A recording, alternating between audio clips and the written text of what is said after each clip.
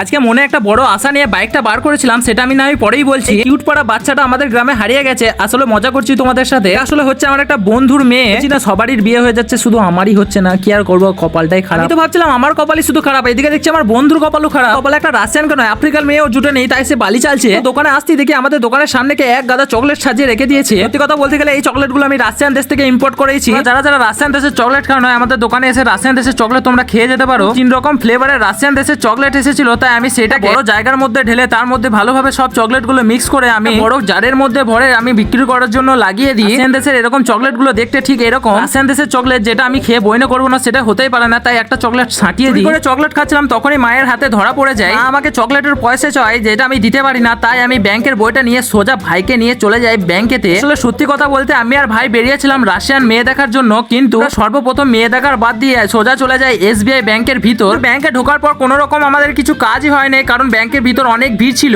আমি আর ভাই বেশি না দেরি করে সোজা চলে আসি পেট্রোল পাম্পে আমাদের গাড়িটায় পেট্রোল ভরার জন্য। পেট্রোল পাম্পে গিয়ে আমি বলি 10 টাকার মতন তেল ভরে দিতে। আসলে সত্যি কথা বলতে গরিব মানুষ তো ভাই, টাকা পয়সা কিছুই নেই, তাই 10 টাকায় তেল ভরে যায়। যাই হোক, 10 টাকা তেল ভরে নিয়ে আমি আর ভাই সোজা রওনা দিই ভাতারের উদ্দেশ্যে আমাদের ভাতার খোঁজার জন্য। ভাতার খোঁজাখুঁজি করার পর পেলাম না, তাই আমরা সোজা চলে আসি ভিডিও অফিস। আর ভিডিও অফিস এসেছি কিসের জন্য সেটা আমি তোমাদের এই ভিডিওর নেক্সট পার্টে বলবো।